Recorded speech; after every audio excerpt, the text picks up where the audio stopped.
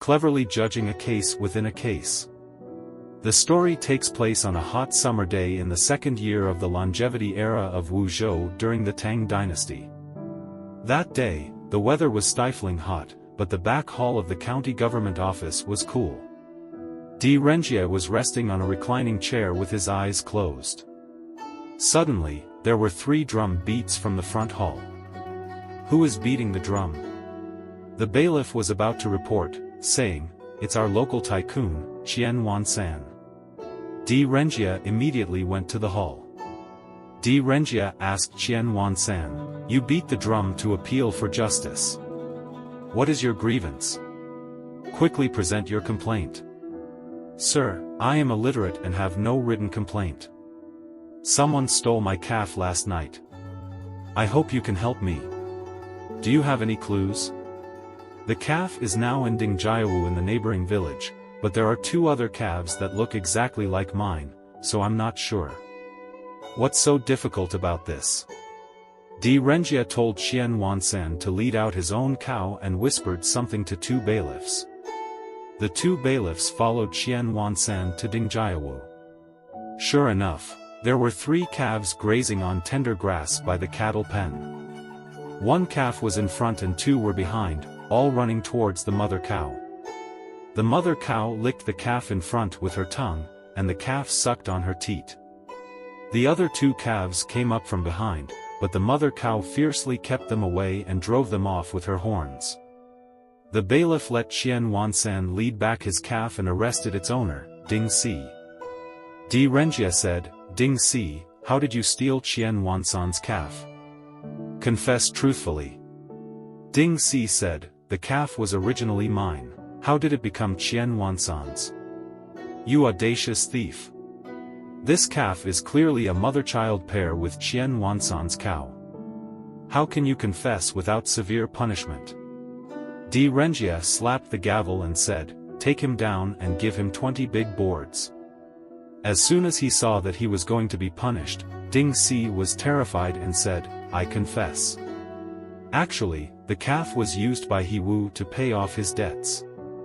I knew he had stolen it, but because it was cheap, I helped him dispose of it. Is this true? There is no falsehood." Di Renjie ordered the arrest of He Wu. Soon He Wu was brought to court. Di Renjie said, "He Wu, Ding Si has accused you of stealing Qian Wansan's calf. Do you have anything to say?" "Sir, I stole the calf. It has nothing to do with anyone else." He Wu confessed without hesitation. "He family is a good family. Your father He Kuei built bridges and roads and helped the poor. His name is well known in the countryside. Why would you steal and ruin your family's reputation?" "I stole Qian Wansan's calf out of righteous indignation." "What do you mean by that? Tell me truthfully." He Wu angrily said, "Qian Wansan is a wolf in sheep's clothing. Not only did he take away my love, but he also poisoned widow Xiu's only son with arsenic trioxide. I stole his calf to retaliate against him." Di Renjie realized that there was a case within a case and that it was serious. He said, "He Wu, this is not a trivial matter. You must tell me honestly and not lie at all." "I am telling the truth. It turns out that He Wu had been in love with widow Xiu from his village for more than 2 years.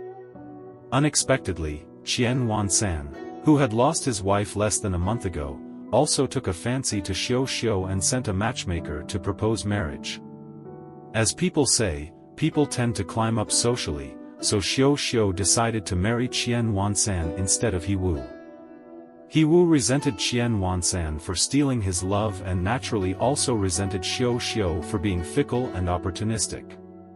Last summer, He Wu saw Qian Wansan holding half a watermelon in one hand and leading Xiu's 4-year-old son Xiao Zhen with the other hand towards a corner of the village alley from his rooftop. He Wu felt uneasy and was about to come down to argue with him when he saw Qian Wansan take out a paper bag from his pocket and smear something like pepper powder on the watermelon before handing it to Xiao Zhen. Xiao Zhen wolfed down the watermelon and fell down bleeding from 7 orifices after only 5 steps. Qian Wansan quickly threw the watermelon that had fallen on the ground into a nearby tree hole and carried Xiao Zhen to find a doctor. He Wu saw everything clearly and thought it was strange. He picked up the watermelon that Qian Wansan had thrown into the tree hole, skin and all, with a straw hat, and brought it back home. Xiao Zhen's sudden death alarmed the county government. The coroner performed an autopsy and confirmed that he had died of poisoning. He Wu immediately went to Huichun Tang to look for evidence and indeed found that Qian Wansan had bought arsenic trioxide in the city that morning. He Wu told Xiao Xiao everything, but Xiao Xiao, despite her grief over losing her son, insisted that He Wu was making things up in order to break up her marriage with Qian Wansan. He Wu felt wronged and reported Qian Wansan to the county government. The county magistrate immediately summoned him, but the next day he said there was no evidence and Qian Wansan was acquitted. He Wu knew that Qian Wansan had bribed the county government. Di Renjia looked serious and said, "Do you still have the watermelon skin?" He Wu said, "The previous magistrate took it away. This is a bit difficult. You go back first, let me think about it." The next day, Di Renjia issued a warrant to arrest Qian Wansan.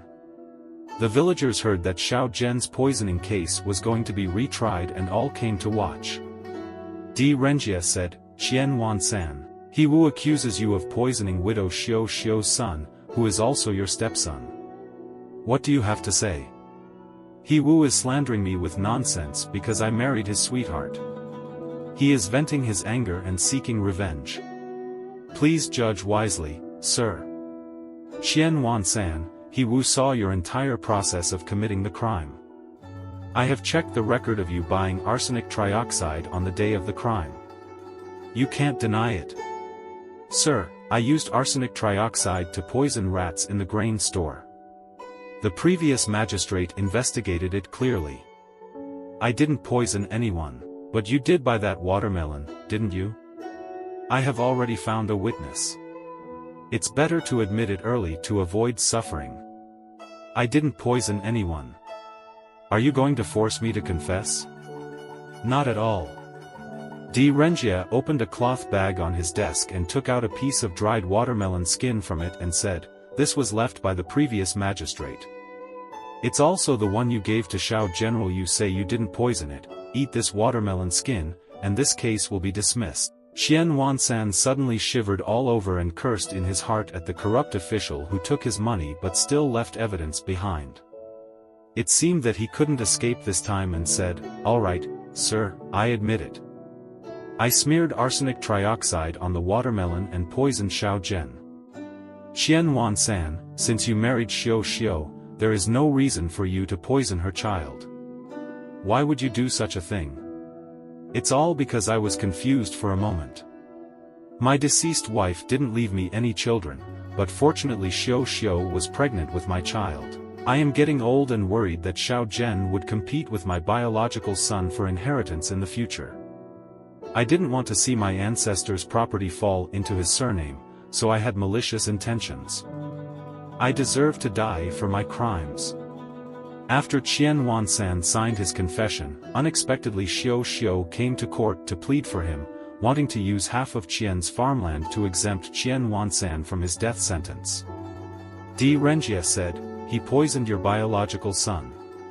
Whether you hate him or not is none of my business as an official. Since ancient times, those who kill must pay with their lives. The law does not show mercy. You should just listen to the judgment from the side." In the end, 2 cases were judged as follows. Ding Si was fined 4 taels of silver for helping others dispose of stolen goods as a warning. He Wu stole a cow out of cause but also violated the law and was sentenced to 3 months in jail and fined 10 taels of silver. Qian Wansan intentionally murdered Xiao Xiao's son Xiao Zhen and was sentenced to 30 strokes of the cane, put into death row, and executed after autumn. The spectators all said, "Magistrate D has extraordinary methods. That watermelon skin was just picked up temporarily from the field. It really is like using 4 ounces to move 1,000 caddies. This time we really saw justice being served."